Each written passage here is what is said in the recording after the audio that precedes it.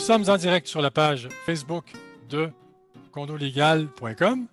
C'est François Cellier qui vous parle. Alors, en cette émission du 28 avril 2021, on parle des travaux en copropriété et du fait que les membres du conseil d'administration n'ont pas tous les droits. Alors, des travaux en copropriété, il y en a de toutes sortes. Certains doivent être faits, décidés par le conseil d'administration, d'autres par l'Assemblée des copropriétaires. L'émission arrive à point nommé parce que la saison des travaux extérieurs en copropriété va commencer bientôt. Mais êtes-vous certain d'avoir pris la bonne décision pour les faire réaliser? Je veux dire, est-ce qu'il revenait au CA de l'Assemblée des copropriétaires de les décider ou est-ce qu'il revenait au CA ou à l'Assemblée des copropriétaires de les décider? Donc, on va régler une chose tout de suite, là. Tous les travaux d'urgence, urgents, doivent, dans une copropriété, être engagés par le CA qui n'a pas d'autorisation à demander. Mais on va voir qu'il y a quand même des nuances à apporter dans ce que je viens de dire. Un syndicat, en fait, a le devoir de faire engager ces travaux urgents en vertu de l'article 1039 du Code civil du Québec qui stipule que la collectivité des copropriétaires constitue, dès la publication de la déclaration de copropriété, une personne morale qui a pour objet la conservation de l'immeuble, l'entretien et l'administration des parties communes. Alors ça, c'est une chose qu'on doit savoir, évidemment.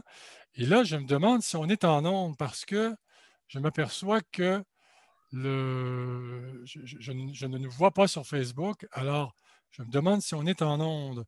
On va chercher, on va voir. Est-ce qu'on est en onde? On n'est pas en onde, ça va mal.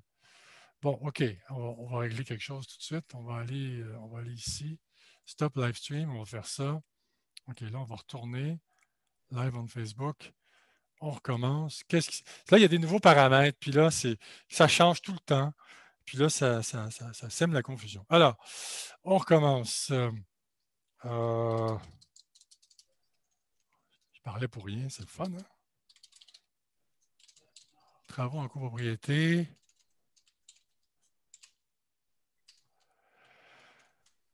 Déjà, des gens qui demandent d'être remboursés. Hein? Ça ne leur coûte rien. Tu veux rembourser quoi? OK. Partagez sur votre timeline, partagez sur votre page. Ah, c'est ça qui manquait. J'essayais d'être humoristique. Résultat animal, condo légal. Il est fort, mais ça n'a pas l'air que j'ai... Partagez sur votre page, condo légal pour toute la copropriété. Les travaux en copropriété qui fait quoi? Les travaux en copropriété, le CA n'a pas tous les droits. Bon, là, on devrait être correct. Alors là, j'y vais. Aller en direct.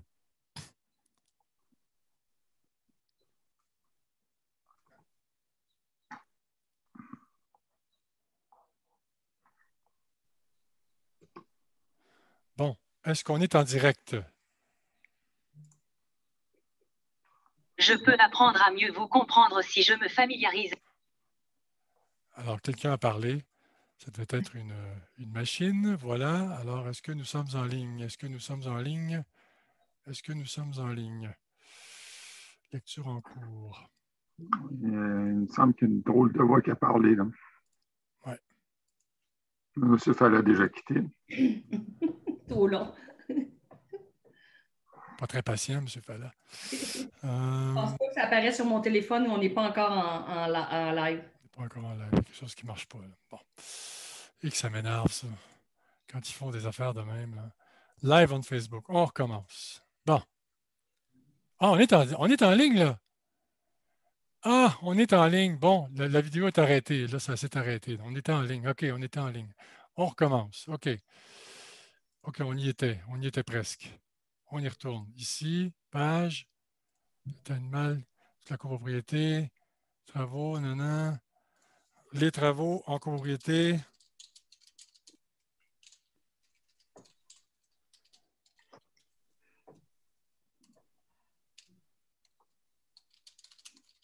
Qui fait quoi? Bon. OK, on y va. France, tu me préviendras quand on sera en ligne, OK?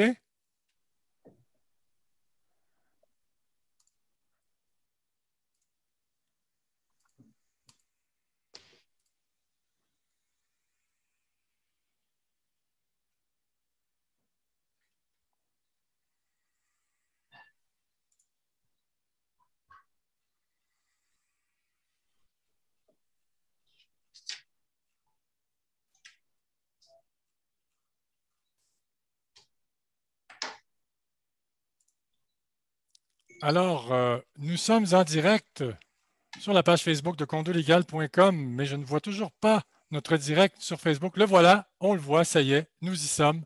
C'est François Sely qui vous parle, enfin. Désolé du petit retard, petit problème technique, c'est toujours comme ça. C'est pour ça qu'on est en retard, parce qu'il y a un problème technique. Ça ne peut pas être pour une autre raison que ça. Donc, aujourd'hui, en ce 28 avril 2021, on parle des travaux en copropriété et plus particulièrement le CA qui n'a pas tous les droits. Mais ça ne veut pas dire que le CA n'a aucun droit, bien au contraire, parce que les travaux peuvent être décidés soit par le CA, soit par l'Assemblée des copropriétaires. Tout dépend du type de travaux à faire. Alors, tout de suite, on règle une chose. Les travaux urgents doivent être engagés par le conseil d'administration qui n'a aucune autorisation demandée. Alors, si l'immeuble coule, si un mur coule, on répare, on ne pose pas de questions. Évidemment, on va voir qu'il y a des nuances à apporter là-dessus, c'est-à-dire que non, le CA n'a aucune autorisation à demander, mais si ce sont des travaux de 50 000 ben là, il serait peut-être plus sage de leur glisser mot, hein? C'est évident. Alors, la saison des travaux commence bientôt. Êtes-vous certain d'avoir pris la bonne décision, à savoir, c'est le CA qui décide de ces travaux-là ou c'est l'Assemblée des copropriétaires? Le CA a un devoir, en vertu de l'article 1039 du Code civil du Québec, d'engager les travaux urgents. Hein? Ça, on va en parler avec M. Jolicoeur. Cette obligation de faire réaliser les travaux urgents est même inscrite dans la plupart des déclarations de copropriété. Mais les travaux visant la transformation, l'agrandissement ou l'amélioration des parties communes doivent être votés par l'Assemblée. Il faut obtenir un vote favorable à la majorité renforcée, c'est-à-dire les 3/4 des voix des copropriétaires présents ou représentés à l'Assemblée. Quant aux travaux modifiant la destination, c'est une autre histoire. On va en parler aussi. On a vu, dans un passé plus ou moins récent, des travaux être démantelés parce qu'ils avaient été décidés par le CA, alors que ces travaux auraient dû être votés par l'Assemblée. Alors, imaginez-vous, vous avez agrandi votre condo et l'agrandissement empiète dans les parties communes. Ça ne va pas du tout, là. Alors, il faut tout démanteler. Il faut remettre les lieux dans l'état d'origine. Imaginez, hein, quand ce sont des travaux qui ont coûté quand même assez cher, ça peut être très embarrassant. Alors, la table est mise pour cette web radio, qui est une présentation de Saint-Pierre et Associés. Saint-Pierre et Associés, qui est donc une firme d'ingénieurs en structure. Cette firme peut notamment réaliser des inspections de façades d'immeubles ainsi que des dalles hors sol de stationnement. Elle produit aussi des rapports d'état d'immeuble, des études du fonds de prévoyance, de la surveillance de travaux. Pour en savoir plus sur cette entreprise, rendez-vous sur son site web à l'adresse saintpierreassociés.com. On peut également les joindre au téléphone, ces gens-là. Alors, vous allez dans la section « Nous joindre » et vous êtes en très bonne main avec Saint-Pierre et Associés. Cela dit, sur condolégal.com, le sujet d'aujourd'hui a évidemment sa fiche pratique. Alors, vous allez dans l'onglet « Travaux, fiches pratiques » et vous tombez sur notamment les travaux du syndicat dans les parties communes avec 7 sous-fiches, donc initiative de travaux, décision quant aux travaux. Alors, là, vous allez tout savoir sur ce que nous allons aborder notamment ce soir, c'est-à-dire qui fait quoi lors de travaux. Également, je vais vous parler d'un livre écrit par Maître Yves Jolicoeur. Ce sont les travaux en condo, tout ce qu'il faut savoir. Alors, pour vous procurer le livre, vous pouvez aller chez Wilson Lafleur, le libraire, Wilson Lafleur, et vous tapez le mot-clé Yves Jolicoeur et vous allez arriver dans la section de ses livres. Il en a écrit une douzaine en carrière, c'est quand même pas mal. Et vous allez voir ici travaux en condo, tout ce qu'il faut savoir et pourquoi pas aussi vous parler de son nouveau livre, L'assurance condo, tout ce qu'il faut savoir, 2e édition. Depuis les changements législatifs, depuis l'adoption des projets de loi 141 et 41, il a fallu revisiter l'ouvrage parce que de nouvelles lois ont été apportées sur l'assurance en copropriété et des lois quand même assez importantes. Donc, la table est mise pour cette émission. Je vous invite, messieurs, dames, à nous poser des questions, à nos invités qui y répondront avec grand plaisir, autant que faire se peut, à la condition que ce soit des questions en lien avec le sujet d'aujourd'hui, bien évidemment. Et donc, première chose, je lance le débat. Medjelka, on va clarifier une chose d'emblée. D'abord, je vous présente mes invités, évidemment. Valérie Couture, gestionnaire et fondatrice de l'entreprise en gestion Condo Stratégie. Bonsoir, Valérie. Bonsoir. Une habituée qu'on est tellement heureux d'avoir. Il ne faut pas savoir à quel point. Georges Falla, qui est un architecte et qui a développé une grande expertise dans le domaine des enveloppes de bâtiments. Alors, tout ce qui coule là, tout ce qui coule, tout ce qui fuit là, des toits, des murs. Alors, l'architecte Georges Falla a une grande expertise dans ce domaine et je peux vous dire qu'il y a une très, très bonne moyenne au bâton pour, comment dirais-je, poser le bon diagnostic. Alors, ça, c'est important parce que si vous embauchez un mandatin professionnel et que ça prend il faut s'y reprendre à 3 fois, 4 fois pour trouver l'infiltration d'eau. Ça peut finir par coûter cher. Alors, donc, il y a d'excellents professionnels, dont Georges Falla, et également Maître Yves Jolicoeur, l'ineffable Yves Jolicoeur, qui est d'ailleurs le fondateur de condolégal.com, également le secrétaire général et cofondateur du regroupement des gestionnaires et copropriétaires du Québec. Yves Jolicoeur, qui est un autre habitué, je n'ai plus besoin de vous le présenter. Il est, je pense qu'il est assez bien connu. Merci. Bonsoir, M. Jolicoeur. Bonsoir. Bonsoir, Georges Falla également.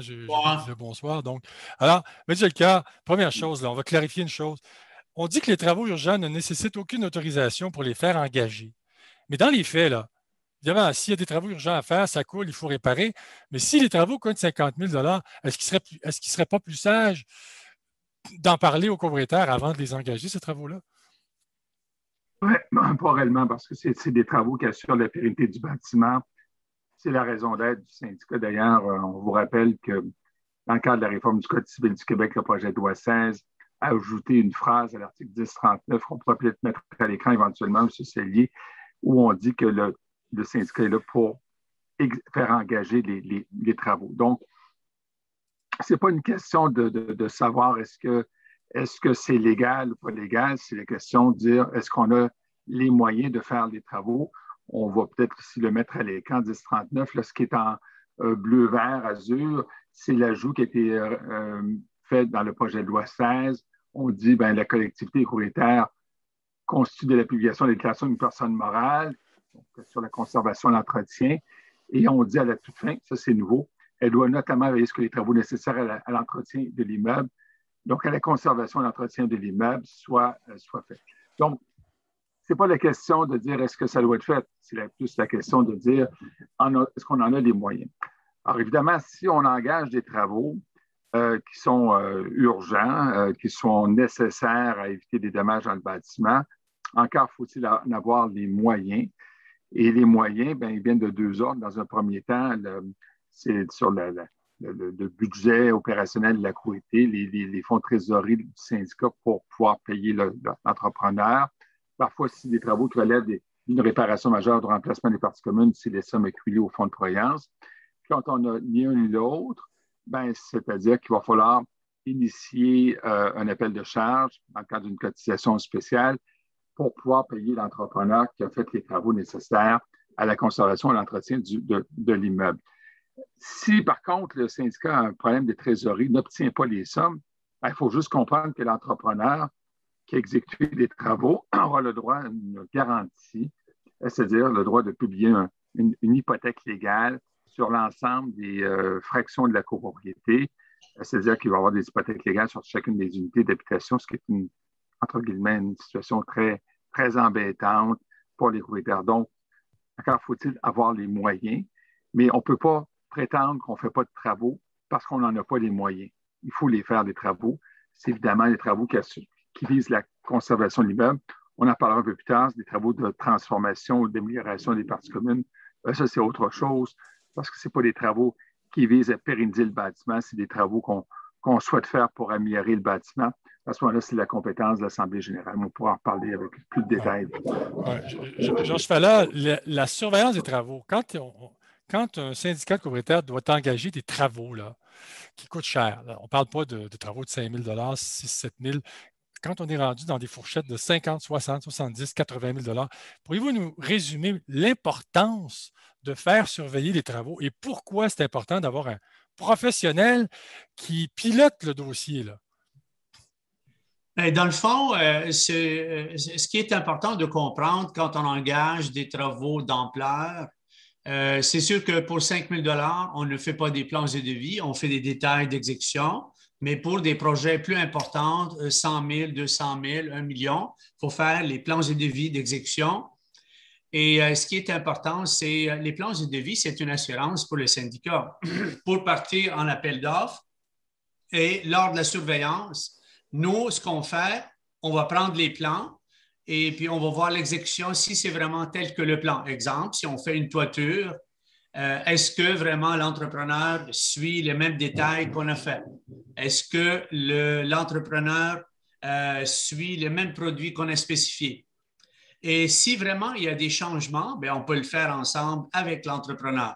Et c'est comme ça, le syndicat peut s'assurer quand même avec nous d'avoir une bonne qualité et surtout quand on fait un rapport journalier, relever les détails qui étaient changés par rapport au plan, relever des substituts parce qu'il y en a des entrepreneurs qui font des substituts des matériaux. Donc, tous ces éléments sont contrôlés et puis par la suite, il va y avoir une réception en donnant une garantie pour la toiture et puis à ce moment-là, ces travaux sont garantis. Mais en parlant un peu de la garantie, j'ai eu ce matin, il y a des clients qui ne savent pas combien d'années qu'il faut avoir une garantie pour une toiture, mais minimum, on a 5 ans de garantie. Puis si on va avoir 10 ans, bien, il faut payer 3 % du montant brut de la toiture pour avoir 5 plus 5. Oui, OK. Et Georges Fallas, donc c'est important que les syndicats de propriétaires comprennent une chose.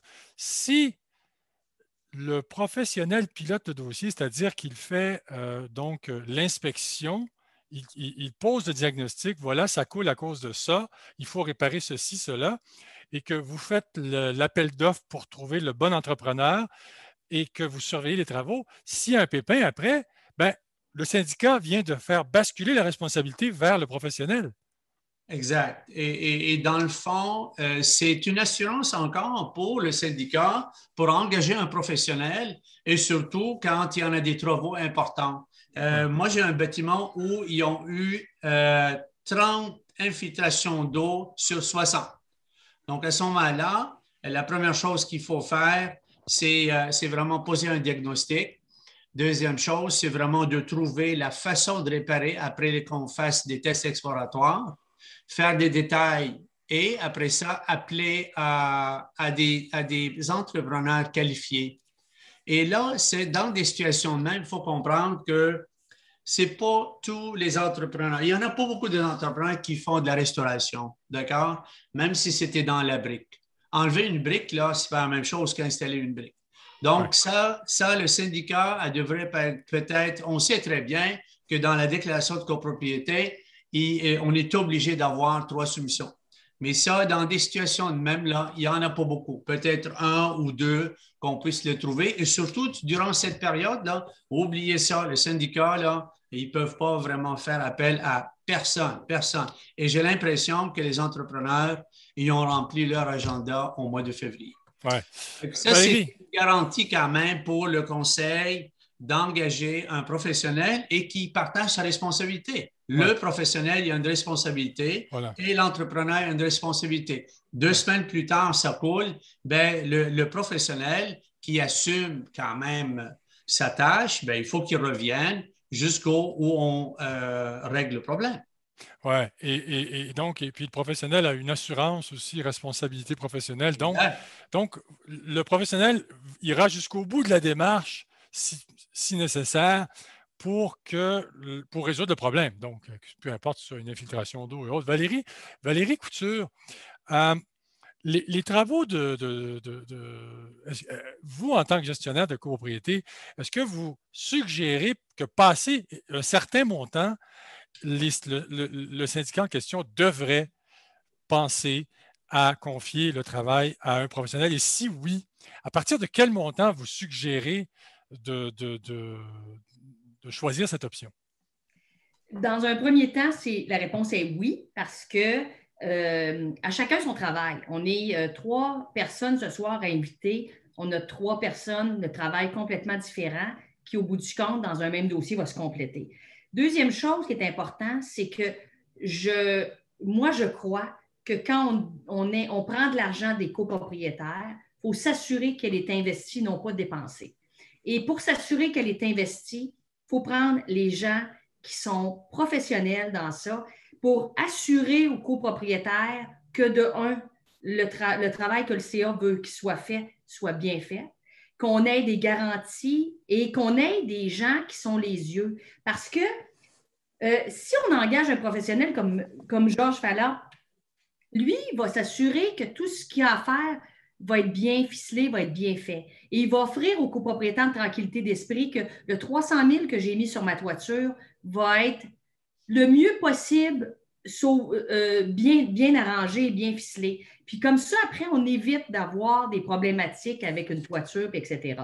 Et ça, c'est souvent une problématique que les gens ne sont pas encore convaincus assez. On ne parle pas des copropriétés d'ampleur parce qu'eux autres n'ont quasiment pas le choix. Mais dans beaucoup d'autres syndicats de 10 unités à 150, des fois, on a de la misère à les convaincre de garantir l'investissement sur la copropriété par l'embauche de professionnels qui, ceci étant dit, au bout du compte, ne revient pas cher. Ça me coûte 200$ par unité pour m'assurer du travail des professionnels dans lequel j'ai investi un demi-million. Dépendamment de ce qu'on met comme argent, c'est important de garantir l'argent des investissements. Je pense que j'ai une question pour vous, Valérie, d'une auditrice. De quel professionnel parlez-vous? Gestionnaire de projet? En fait, le professionnel, c'est l'architecte ou c'est l'ingénieur qu'on peut mandater au besoin. Bon, Georges Fallet est un architecte donc, qui a développé une expertise en enveloppe de bâtiment. Il peut y avoir aussi un ingénieur pour ce qui a trait aux travaux, par exemple, de dalles de stationnement en béton hors sol, que ce soit des stationnements souterrains ou extérieurs. Les dalles donc hors sol, on fait affaire avec un ingénieur en structure, par exemple, n'est-ce pas? Maître Jolicoeur, qui est un habitué du droit de la copropriété, qui a au-delà de 30 ans d'expertise dans ce domaine et qui est il faut le dire, là, un juriste très consulté. Maître Jolicoeur, les travaux de transformation, là, bon, par exemple, quand on parle de travaux de transformation, là, on dit que c'est l'Assemblée des copropriétaires qui doit les voter. Ça ne peut pas être le CA qui décide unilatéralement. Hein? C'est l'Assemblée qui doit les voter. Mais il y a des travaux de transformation, M. Jolicoeur, par exemple, aménager de nouveaux espaces communs ou convertir un système de chauffage. Est-ce qu'il arrive que des travaux de transformation soient urgents? Oh, on n'entend pas Yves. On n'entend pas Yves. Voilà. Il peut arriver que les travaux de transformation soient urgents, mais c'est assez rare. On parle de travaux de transformation lorsqu'une planification en amont d'améliorer le bâtiment, de donner, somme toute, de nouvelles, dans le fond, de donner de nouvelles salles à un bâtiment. On veut construire, je ne sais pas, un gym, un squash, quoi que ce soit. Donc, on sort réellement du processus d'un conseil d'administration qui est là pour assurer que le bâtiment se tienne jour après jour. On a une vision de voir les choses différemment en termes de bâti. Certes, il y a toujours, lorsqu'on décide de faire certains travaux, disons, j'ai un exemple, on change l'ascenseur parce que l'ascenseur ne marche plus, ne fonctionne plus. Bon, là, il y en a qui vont dire, oui, mais là, c'est urgent parce que les gens au 18e étage peuvent pas prendre des escaliers, il y a urgence d'agir. Bien, lorsqu'il y a urgence d'agir, c'est que le conseil était négligent. Il n'a pas géré en amont de changer l'ascenseur parce qu'un ascenseur, normalement, ça se planifie plusieurs années avant. C'est sûr que si vous changez un ascenseur qui date de 1980 par un ascenseur de 2021, il va y avoir des composantes qui vont comporter de l'amélioration, voire même de la transformation. Ouais. Et là, évidemment, le conseil est divisé à savoir, bien, coudonc, est-ce que je peux mettre l'ascenseur en fonction des nouvelles normes? Bien, nous, on considère que ce n'est pas des travaux de transformation ou d'amélioration, c'est de la mise à niveau parce que les anciennes composantes de ce type d'ascenseur-là n'existent plus ou c'est plus adéquat. On n'ira pas au marché aux puces pour trouver, dans le fond, un bouton d'ascenseur qui est cassé, si je peux donner cet exemple-là. Donc, il y aura toujours, en quelque part, de la transformation et de l'amélioration dans certains travaux, sans qu'on vienne venir dire que ça nécessite l'approbation de l'Assemblée des copropriétaires. Ouais. Alors là, évidemment, quand on est dans cette zone grise-là, il vaut mieux consulter un juriste pour savoir si, moi, comme administrateur, j'ai l'autorité de donner un contrat. Parce que si le syndicat donne un contrat dans un champ de compétences qui n'est pas le sien, ben, les administrateurs risquent d'engager leur responsabilité civile. Oui, c'est ça. Hein. On va revenir à vous, M. Jelka, tout à l'heure, là, concernant l'affaire Battant, Northcrest contre Battant, un célèbre procès.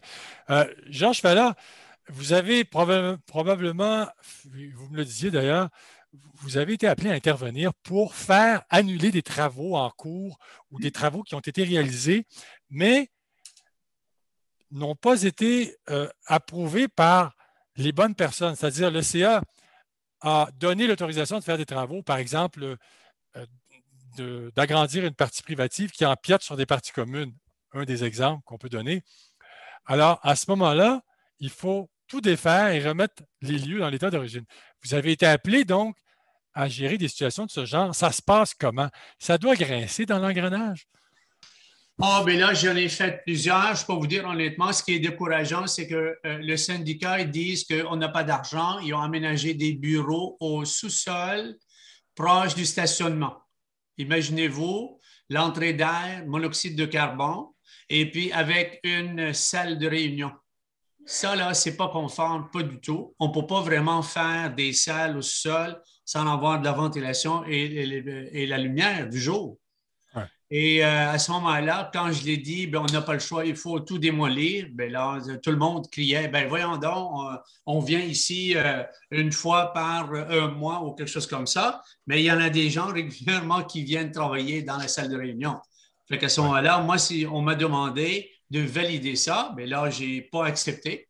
Et là, on est en train de voir où on peut implanter ce bureau plus la salle de réunion. OK. Alors, je rappelle que le sujet d'aujourd'hui, là, c'est qui fait quoi en copropriété en termes de travaux. Puis, il y a une fiche pratique dont je vous parlais en début de Web Radio qui explique tout ça, là. Vous allez dans la section travaux. Je le répète parce que des gens se sont joints à nous par la suite. Donc, vous allez dans fiche pratique, onglet travaux, fiche pratique, et vous avez une fiche pratique bien écrite, très bien faite. D'ailleurs, c'est Maître Jolicoeur qui les rédige, ces fiches.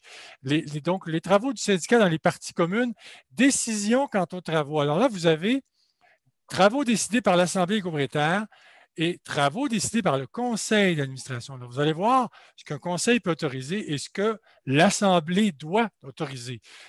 Donc, vous avez tous les détails là. C'est vraiment important de le savoir. Et ça prend des majorités dans les votes, là, des majorités doubles, des majorités renforcées. Alors, tout ça, on va en parler avec M. Jolicoeur, on va en reparler, c'est clair.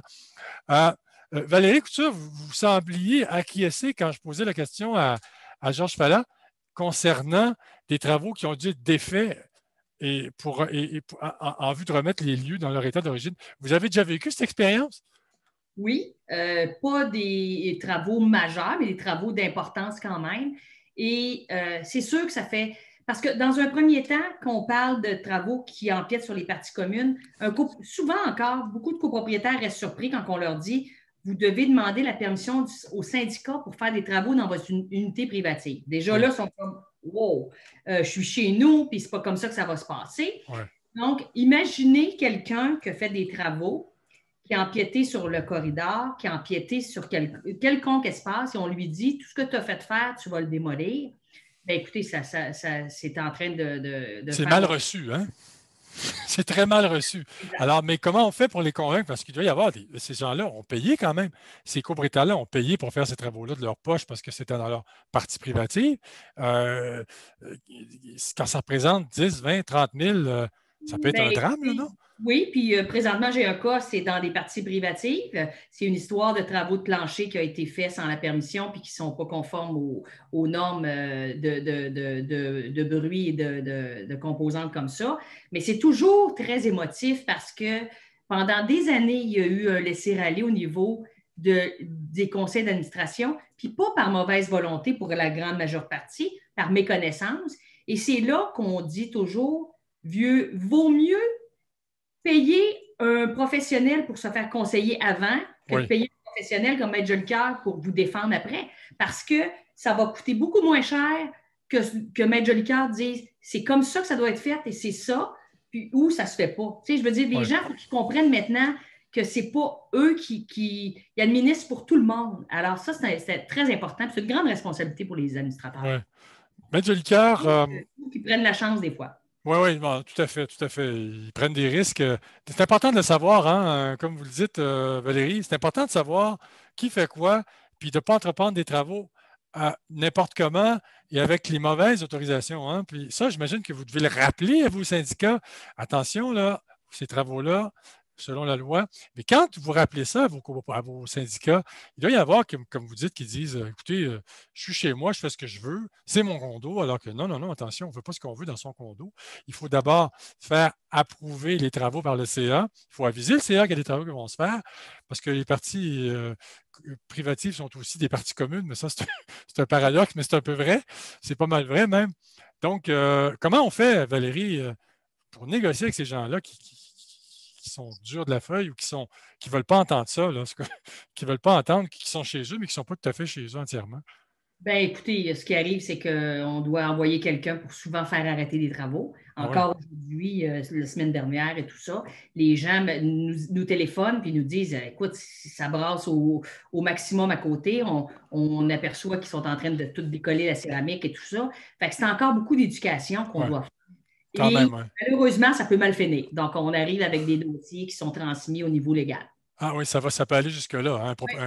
Un propriétaire mécontent qui décide d'intenter une procédure judiciaire parce que lui, il ne veut pas qu'on défasse ses travaux, là, c'est ça? Mais non, c'est sûr, c'est sûr. Effectivement. Maître Jolicoeur, pourriez-vous nous résumer l'affaire Bata, Northcrest contre Bata, le fameux procès?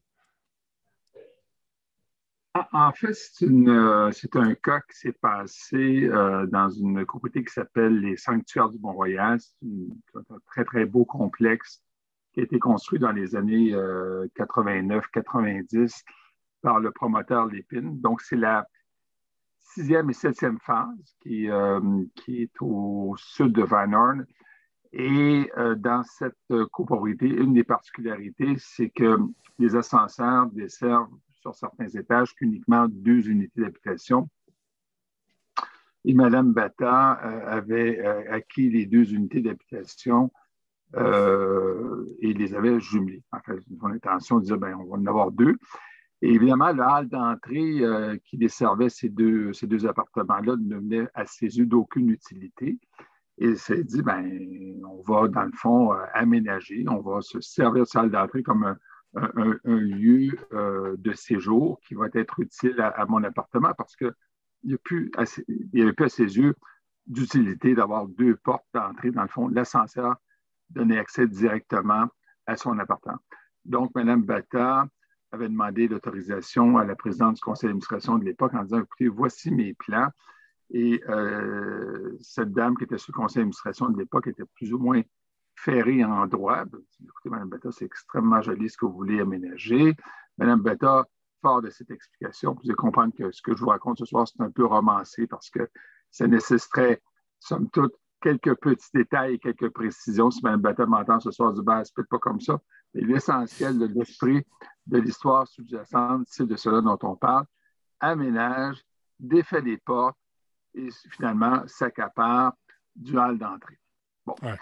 Alors, mais il y a eu d'autres copropriétaires qui ont été également inspirés sur le geste de Mme Bata, qui ont également fait ce type de travaux, mais sans trop se demander au conseil d'administration s'il y avait une nécessité d'avoir une autorisation préalable. Alors, l'histoire se continue et changement de conseil d'administration, nouveau conseil d'administration, dans le fond, devient sensibilisé à cette réalité-là et se pose comme question, ben, est-ce que le conseil avait l'autorité ou pas d'autoriser des travaux qui, dans le fond, touchaient aux parties communes de l'immeuble? C'était la question qui se posait. Et le conseil d'administration, après avoir reçu une opinion d'un cabinet d'avocats, s'est fait dire non. Ça prend, c'est pas vous comme autorité conseil, même si c'est joli, même si ça ne dérange pas personne, l'autorité de permettre à ce qu'on s'accapare des parties communes, à ce qu'on fasse des travaux, qu'on déventile. Donc, le tout s'est ramassé au tribunal. Alors, dans une décision rendue par la Cour supérieure, la Cour donne raison au syndicat dans un recours en injonction qui, dans le fond, demandait de démanteler les travaux et de remettre les lieux dans leur état. Alors, la Cour dit oui, effectivement, Mme Bata et les autres courtiers n'avaient pas eu l'aval de l'Assemblée des courtiers au terme de l'article 1097 du Code civil du Québec, donc des travaux faits sans droit. Alors, la Cour a dû nous dire à Mme Bata et les autres, vous devrez remettre en état les lieux. Toutefois, le syndicat a été tenu de déménager Mme Bata pour les travaux qu'elle avait engagés dans le cadre lorsqu'elle a démantelé les lieux. Donc, c'est une décision que j'appellerais boomerang, une très bonne décision en droit. Mme Bata était de bonne foi. Quant aux autres copropriétaires, ils n'ont pas eu de prix de consolation. Ils ont été obligés de démanteler leurs travaux à leurs frais. Alors, ce qu'on doit retenir de cette histoire, c'est que les administrateurs, avant de dire oui, c'est beau, oui, vous pouvez le faire, en ont-ils l'autorité? Puis on a des gens qui, des fois, s'imaginent que leur balcon est un lieu qui pourrait être plus agréable si c'était fermé. Hein, on pourrait peut-être en faire un lieu une pièce 3 saisons. Alors, s'installe de la fenestration, aménage le tout comme si c'était leur partie privative, alors que les balcons sont généralement des parties communes à usage restreint.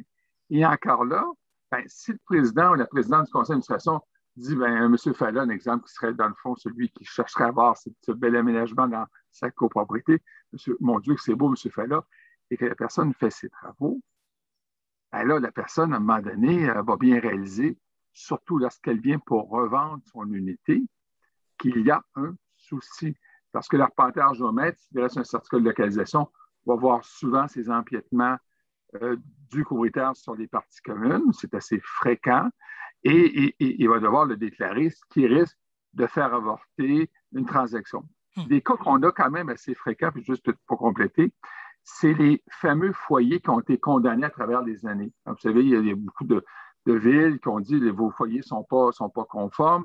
Puis les gens ont retiré leur foyer, retiré les conduits de cheminée, puis le vide derrière le mur, bien, s'est dit, mon Dieu, ça serait donc bien de pouvoir l'aménager. Ça a l'air de rien. Et quand vous vous accaparez de cette section, qui bien souvent est une partie commune, vous faites des travaux pour vous empiéter sur les parties communes et ça va créer cette fois-ci un vice de titre. Donc, il faut être prudent sur les travaux. Que vous défassiez, vous élargissiez un cadre de porte, des fois les murs dans les appartements sont des murs porteurs parties communes, puis vous ne pouvez pas toucher à ces murs-là. C'est des travaux de transformation. D'autant plus que si on coupe une cloison, M. Fallon va vous expliquer que ça peut faire une peau de banane, le plancher au-dessus, parce que c'est un mur porteur. Donc, vaut mieux demander conseil en cette matière. Oui, justement, Georges Fallon, architecte, il y a 2 questions que je vais recouper en une. Et vous allez pouvoir répondre aisément, là. Bon, est-ce le professionnel, est-ce que le professionnel doit superviser le choix des entrepreneurs ou seulement après le choix au début des travaux? Puis l'autre question, c'est, si je comprends bien, un entrepreneur général n'est pas considéré comme un superviseur des travaux. C'est-à-dire que si on départage le tout, lorsque le syndicat mandate un professionnel, c'est le professionnel, architecte ou ingénieur, qui supervise les travaux, qui les surveille. Si c'est un entrepreneur qui agit de son propre chef, il est son propre surveillant. Alors, comme dirait Maître Jolicoeur, il se trouve un peu être juge et partie. Donc, il n'y a personne à l'externe qui a un regard objectif pour dire, écoute, telle chose, tu devrais reprendre. On ne dit pas que les entrepreneurs sont tous des pas bons, c'est pas ça qu'on dit. Mais on dit qu'un professionnel en bâtiment, comme un architecte ou un ingénieur, leur rôle, c'est, en matière de surveillance des travaux, leur rôle, c'est de vérifier à certaines étapes des travaux si les choses ont été bien faites. Et si ça n'a pas été bien fait, l'architecte dit ou l'ingénieur dit, vous allez recommencer. Alors, Georges Fallon, comment on fait, comment on détermine qu'un professionnel du bâtiment est compétent et capable de faire le travail? Quels sont les critères à surveiller pour un syndicat afin de s'assurer de mandater le bon professionnel en bâtiment? C'est une bonne question, mais Je prêche pour ma paroisse, mais tout ce que je peux vous dire, c'est l'expérience quand même. Moi, souvent, j'étais engagé par des syndicats et ce que j'ai aimé, c'est le syndicat quand même, tous les membres, ils posent des questions à tour de rôle dans tous les domaines, puis ils s'assurent quand même de ce que j'ai fait, que je réponds à leurs questions, mes assurances. Et il y en a des gens qui me demandent quand même dans telle situation, qu'est-ce que vous suggérez, M. Fallard?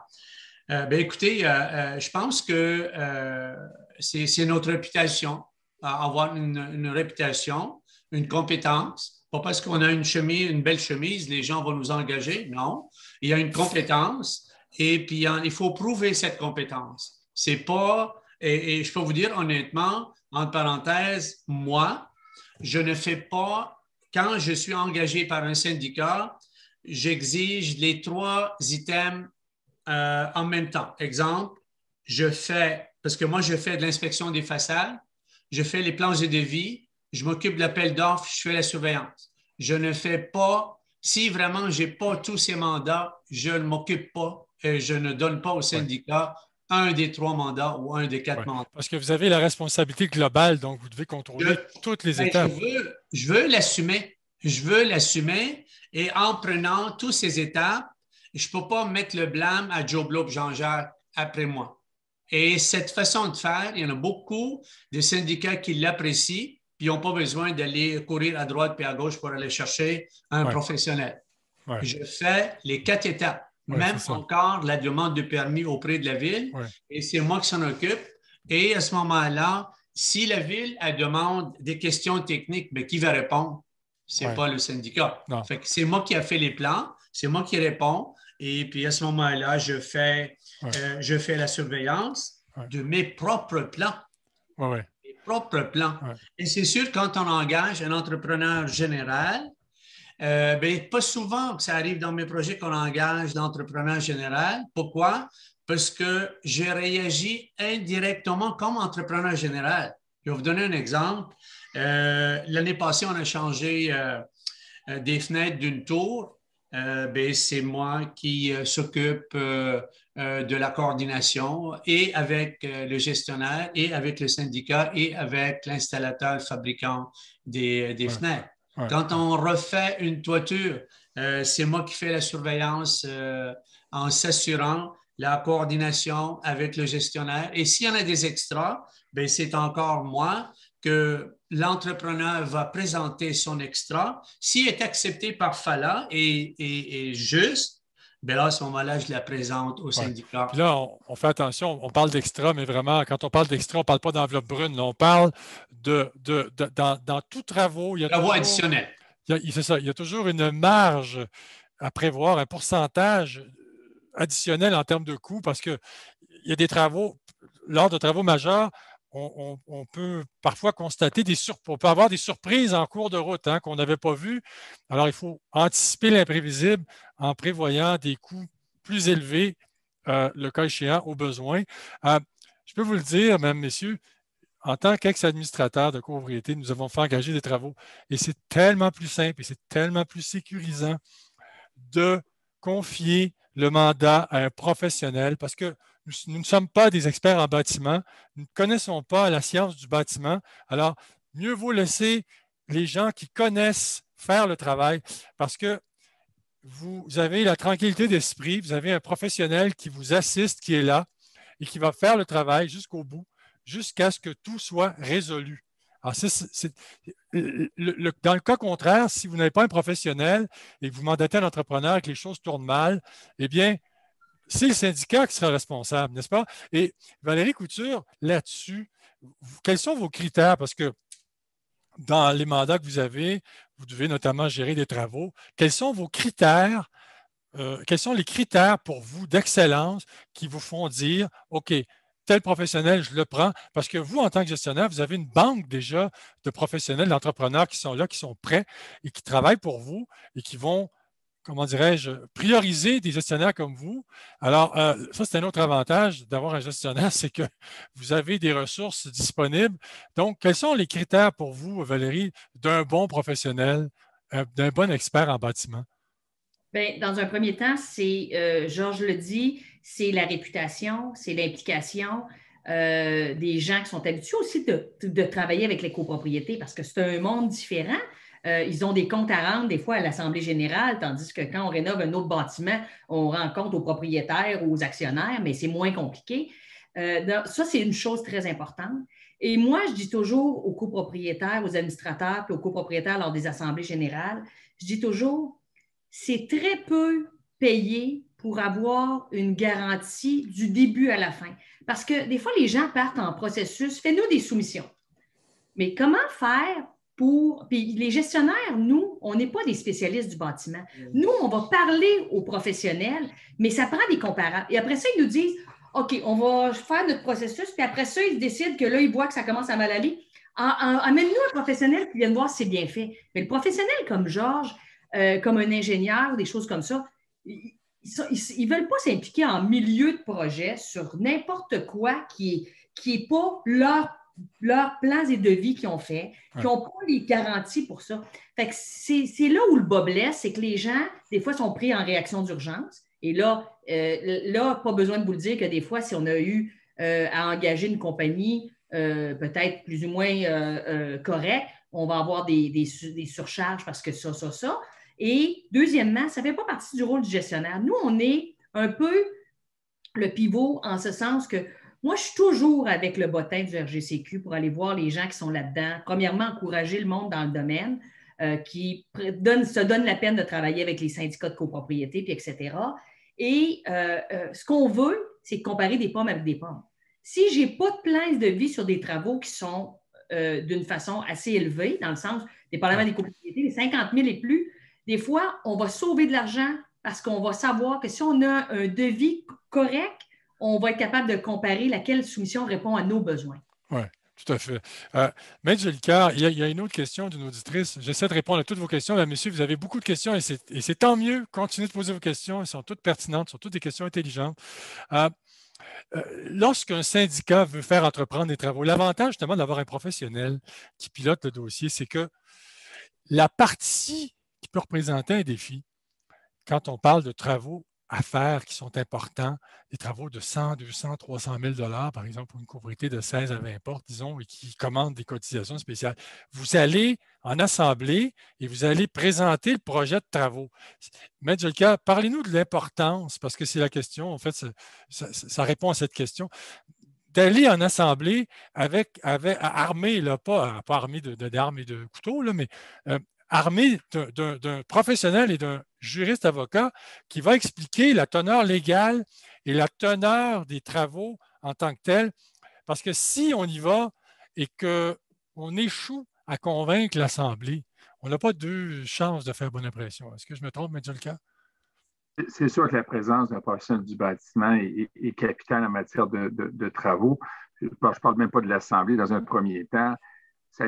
Ça déresponsabilise les administrateurs d'un syndicat devenant que les travaux soient mal exécutés ou qu'on n'a pas pris la bonne recette.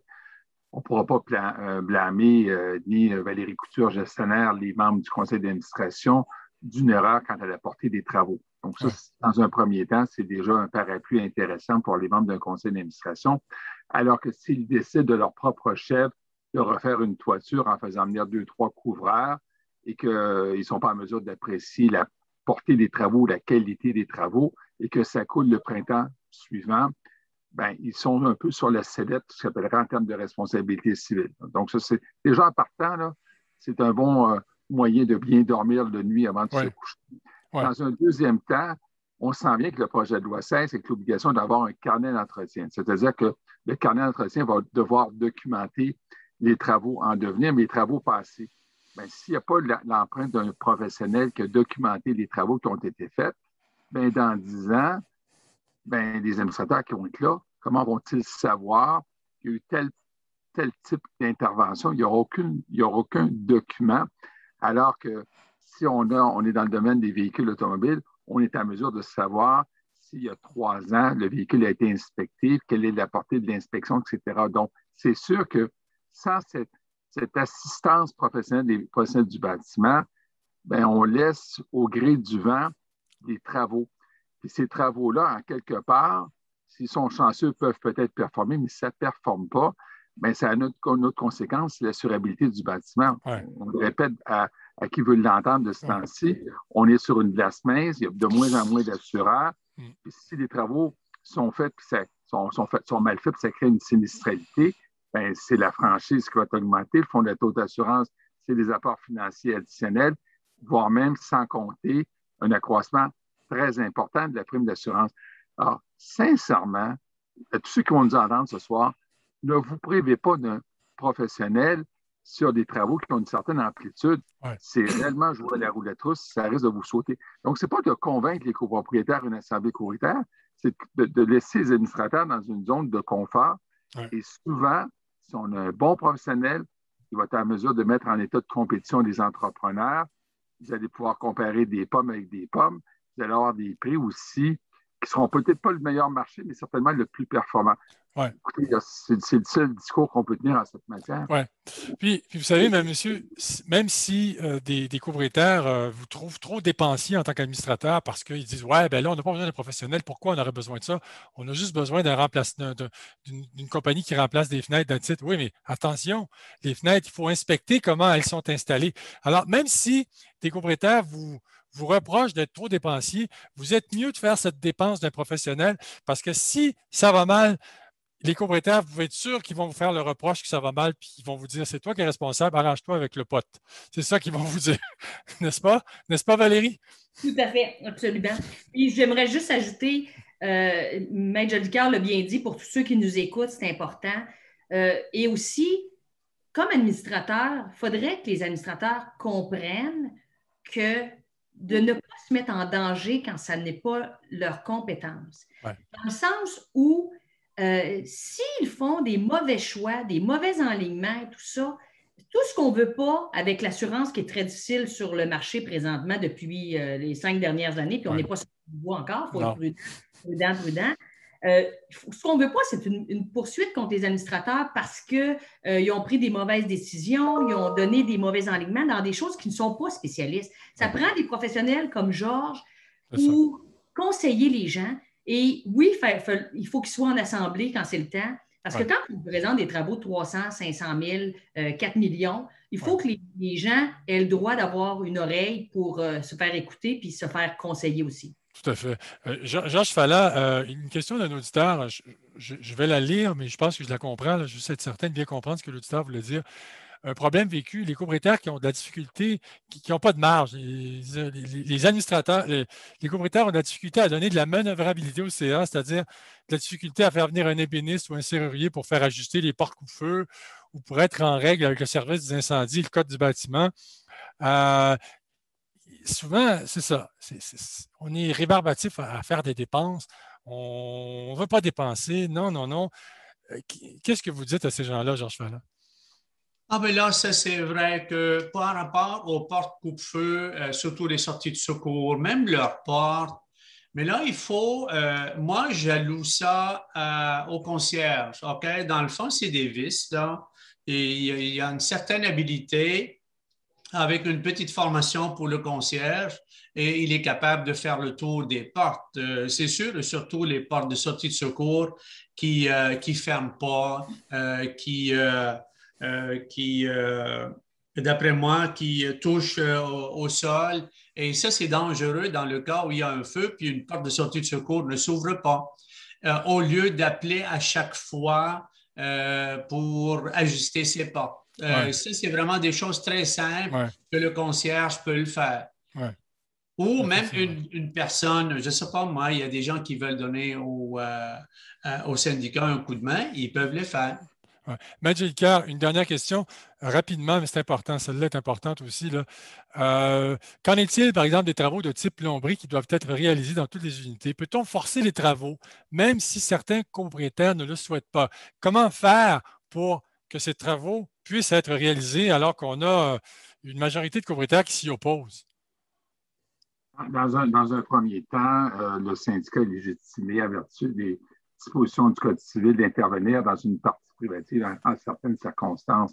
Alors, c'est évident que des fois, la plomberie, pour faire des travaux de plomberie, on va devoir pénétrer dans les appartements pour procéder à certains travaux de mise à niveau ou encore de corriger des déficiences, parce qu'on n'en parle pas ce soir beaucoup des déficiences, mais souvent des déficiences à l'origine même du bâtiment.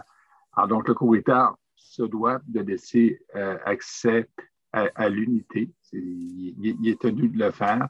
Donc, à ce niveau-là, c'est juste la mise en œuvre de ce droit du syndicat, mais ce n'est pas qu'un questionnement sur le droit. Le droit est là, il est très clair.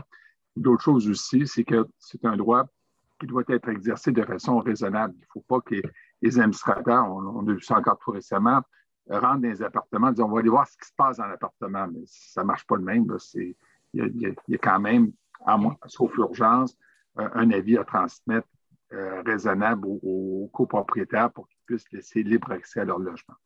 Oui, alors c'est tout le temps qu'on avait, mesdames, messieurs. On aurait pu en parler encore pendant 1 heure parce qu'il y a tellement de choses à dire là-dessus. Je pense qu'on aurait pu séparer, scinder en 5, 6 volets le sujet de ce soir. On y reviendra dans des web radios ultérieures. Je vous rappelle que cette web radio était une présentation de Saint-Pierre et Associés. Alors, Saint-Pierre et Associés, c'est une firme en génie de structure. Ce sont des ingénieurs en structure, donc qui peuvent notamment réaliser des inspections de façades d'immeubles ainsi que des dalles hors sol de stationnement en béton, là, qui soient des stationnements souterrains ou extérieurs. Elle produit aussi des rapports d'état d'immeubles, des études du fonds de prévoyance, de la surveillance de travaux. Pour en savoir plus sur cette entreprise, rendez-vous sur son site web à l'adresse Saint-Pierre et Associés, donc comme ça se prononce, saintpierreetassociés.com. Alors, ça, c'est pour nous joindre, mais vous avez aussi ici, on vous explique quels sont les services offerts. Tous les services sont là. Alors, c'est tout pour aujourd'hui. Merci d'avoir été là. Merci à Valérie Couture, gestionnaire de copropriété, fondatrice de l'entreprise Condo Stratégie. Merci d'avoir été là, Valérie. C'est toujours un plaisir de vous recevoir. Pareillement. Georges Falland, architecte, merci d'avoir été là. On va vous réinviter, Georges, parce que c'est la première fois que vous venez, mais ce ne sera pas la dernière. Maître Yves Jolicoeur, avocat émérite en droit de la copropriété que tout le monde connaît. Merci d'être là, Maître Jolicoeur, à chaque fois. Et je le répète, s'il n'y a pas d'invité, il n'y a pas de web radio. Alors, oubliez ça, je ne pourrais pas faire ça tout ça, jamais. C'est clair. Alors, merci d'avoir été là. On se revoit la semaine prochaine. Et la semaine prochaine, on va parler des travaux, mais sous l'angle de la responsabilité d'un syndicat qui se trouve à être, corrigez-moi si je me trompe ici, là, le syndicat est le donneur d'ouvrage des mandataires qui font le travail. Et il y a une lourde responsabilité qui incombe au syndicat en cas d'accident de travail. M. Jolicoeur, je vous invite à revenir la semaine prochaine pour nous en parler. On sera avec Hubert Saint-Pierre et Valérie Couture. Merci encore. À la semaine prochaine, 19h. Sur la page Facebook en direct, sur la page Facebook de condolégal.com. Merci, au revoir. Merci. Merci, au revoir. Bye.